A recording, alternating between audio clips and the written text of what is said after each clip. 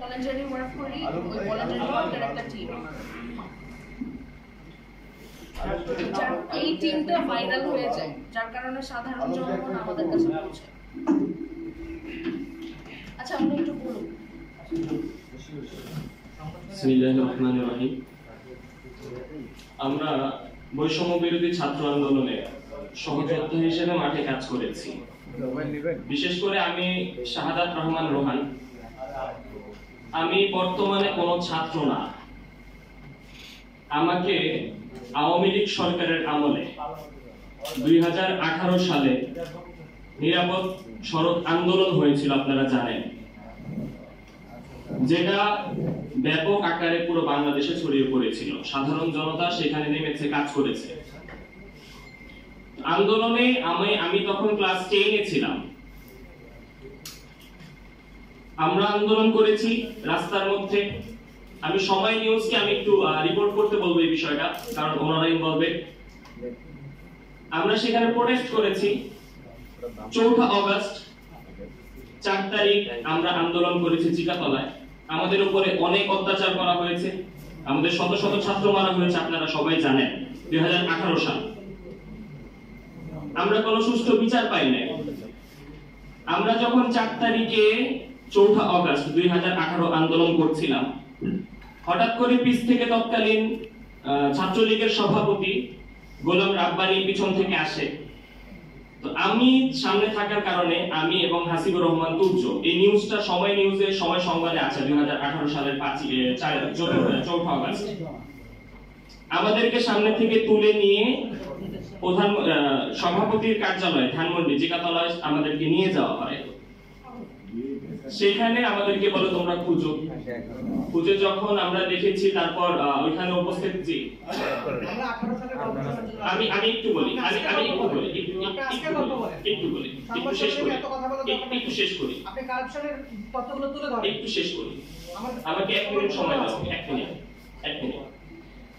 তখনই আমাদেরকে কণ্ঠরোধ করা হয়। তৎকালীন সময় সংবাদ আমাদের নিউজ করেছে, আমাদেরকে ওই তখন থেকে কণ্ঠরোধ করা হয়েছে।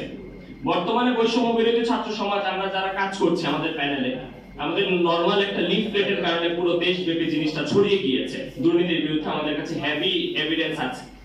তো আমরা ইন্টারকন্টিনেন্টাল এর সাথে যোগাযোগ করেছি।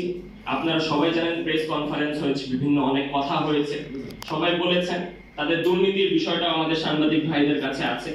আমাদের প্রশ্ন, আমরা আন্দোলন করেছি স্বৈরাচারের বিরুদ্ধে, আমরা আন্দোলন করেছি ফ্যাসিবাদের বিরুদ্ধে। এই সময় এসেও যখন বাংলাদেশে অন্তর্বর্তীকালীন সরকারের একটা পাওয়ার চলছে, প্রভাব চলছে, তখন আমাদের আন্দোলনকারী একজন ইন্টারকন্টিনেন্টাল থেকে ওনাকে কোনো প্রুফ ছাড়া, কোনো ওয়ারেন্ট ছাড়া বাসা থেকে তুলে নিয়ে যায় 4টার সময়। তার এই ঘটনা তো হারুন সাহেবের ঘটনা, মানে আমি আলাদা কোনো এই ঘটনা পাচ্ছি না, একই রকম ঘটনা তারা ঘটিয়েছে। হারুন সাহেব যে ঘটনাটা ঘটিয়েছে তার সাথে ওই ঘটনাটা ঘটিয়েছে। আমরা ঘোরাফেরা করেছি থানা থেকে ডিবি অফিস থেকে থানার ওসি ফারুক আমাদের সাথে কি পরিমাণ মানে গালিও দিয়েছে। আপনারা কিসের স্টুডেন্ট? কোন স্টুডেন্ট নাই, সবাইকে বের করে দেওয়া হয়েছে। ওনার ওয়াইফ, আমি একটা প্রশ্ন করব, ওনার ওয়াইফ বারবার বলছে আমি একটা প্রশ্ন করব, না আপনার কোনো প্রশ্ন নাই, আপনার কোনো প্রশ্ন নাই, একদম মুখের উপরে আপনার কোনো প্রশ্ন নাই। ওইখানে যারা কর্মরত পুলিশ সদস্য আছে আমরা তাদেরকে দিয়েও কথা বলাতে পারবো যে ওসি সাহেব এই কথাটা বলেছে কিনা। কোনো প্রশ্ন নাই, বের করে দিয়েছে আমাদের সেইখান থেকে। বের করে দেওয়ার পর ওনার ওয়াইফকে বলছে আপনি মুচলেখা দিন, আপনি যদি মুচলেখা দিন তাহলে নিয়ে আসবো। ওনার ওয়াইফ বলছে, মহিলা মানুষ কান্না করতেছে আর বলতেছে দেখেন আমি আমার হাজবেন্ড ছাড়া কোনো কথা বলতে পারবো না, আমি আমার হাজবেন্ডের কথা ছাড়া, অনুমতি ছাড়া কোনো কিছু বলতে পারবো না। বলে তাহলে তো ছাড়া যাবে না, মুচলেখা না দিলে আপনাকে এখান থেকে ছাড়া যাবে না। এই বিষয়টা যখন আমরা এখান থেকে বের হয়ে আসছি জানি ওসি কিছু করতে পারবে না, তখন বিভিন্ন হ্যারাসমেন্ট করেছে আমাদের। আমরা ডিবি অফিসের মধ্যে ছিলাম একদম লাস্ট পর্যায়ে, তো 6টার দিকে না 6টা বাজে, তখন আমাদেরকে কোনো তথ্য দিচ্ছে না যে নুরুজ্জামান সাহেব কি সেখানে আছে কিনা। তখন আমাদের স্টুডেন্ট যারা আমরা এখানে ছিলাম প্রায় 30-40 জন, আমরা একটা প্রেসার ক্রিয়েট করেছি, যদি আপনারা আমাদেরকে তথ্য না দেন তাহলে আমরা আইনি আমরা আন্দোলনে যাব, আমরা ভিতরে ঢুকবো। তাহলে এখানে আমাদের কোনো দায়ভার থাকবে না। তার 10 মিনিটের মধ্যে আমাদেরকে নুরুজ্জামান ভাইকে আমাদের কাছে বুঝিয়ে দেন।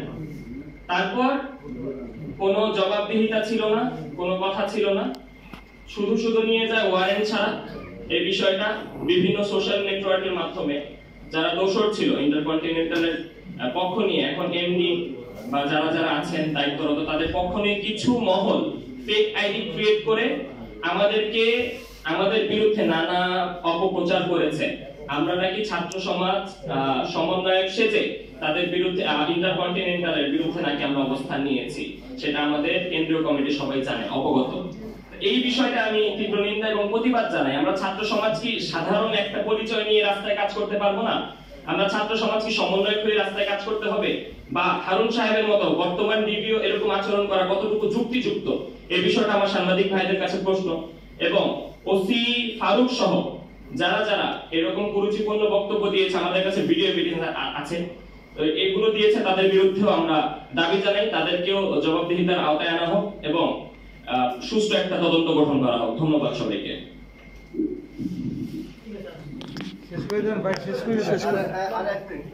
আমার ভুক্তভোগী একজন আছে, উনি ইন্টারকন্টিনেন্টাল একজন ভুক্তভোগী।